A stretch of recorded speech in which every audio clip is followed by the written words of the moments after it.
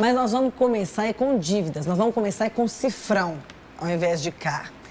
Ranking da dívida, um ranking feito por um economista que levou em consideração muitas variáveis aí que trouxeram o Atlético para o dobro da dívida celeste, segundo este relatório. E a gente vai ouvir agora, mais ou menos, para entender essa história. Tá na manchete do noataque.com.br. Atlético tem o dobro da dívida do Cruzeiro. Mas que novo ranking é esse? Trata-se do Relatório Convocados 2025, elaborado pelo economista César Grafietti. Segundo o especialista em balanços financeiros dos clubes, o Atlético está devendo 2 bilhões e 304 milhões de reais. Ao contrário de 1 bilhão 369 milhões de reais informados pelo clube alvinegro.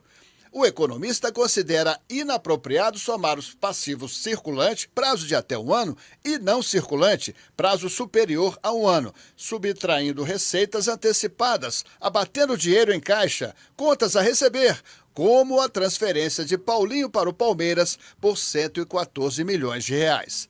E o Cruzeiro, pelo relatório Convocados, teve aumento de receita e da dívida, com fluxo de caixa operacional negativo, pelo elevado volume de contratações de jogadores.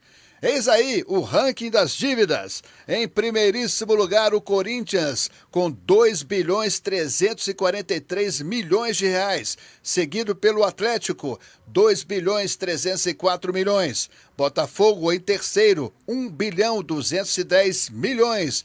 E em quarto, o Cruzeiro, com 1 bilhão 158 milhões de reais. Seguem os outros clubes devedores para os comentários da bancada democrática.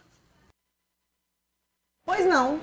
Eu vou explicar apenas uma situação que nesse relatório entrou uma condição de liquidez, e quando eu sempre falava que eu não concordava de você colocar elenco nessa situação, liquidez quer dizer o seguinte, é aquilo que você tem de investimento e a capacidade que você tem de colocar esse investimento como um dinheiro que você vai poder exercer o devido trabalho nele, exercício que ele tem que fazer. Exato, poder gastar, né?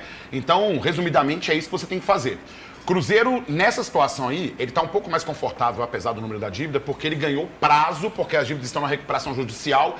Recuperação judicial entende uma coisa, mesmo você gosta de fazer zoeira, recuperação judicial é garantia de que todo mundo que está ali vai receber, e o Cruzeiro tem um prazo para quitar essas dívidas. Salvo engano, já está até próximo, inclusive, de prestar esse relatório para a gente poder saber qual foi o percentual de dívida que o Cruzeiro já abateu. Talvez não esteja nesse relatório especificamente, porque você ainda tem essas dívidas num relatório um pouco menos detalhado, para saber se o Cruzeiro consegue outros benefícios também para ganhar um prazo a mais para poder quitar essa dívida.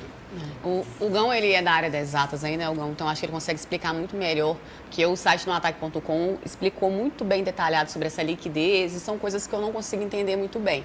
Mas aí tem uma coisa importante lá no site, que fala assim que o Atlético, ele tem a necessidade de vender atletas. Isso é uma coisa muito séria, porque quando eu penso em vender atletas, eu penso por outros motivos, né? Talvez por uma questão de trazer um benefício ao time, né? Encontrar oportunidades. Mas a questão da necessidade em vender atletas é algo que me preocupa bastante. Para pagar dívidas, né? Para pagar dívida é complicado. É como você tem um terreno, você tem um patrimônio, você desfaz desse patrimônio para pagar a sua dívida, você vai desfazendo o seu patrimônio, a dívida continua lá.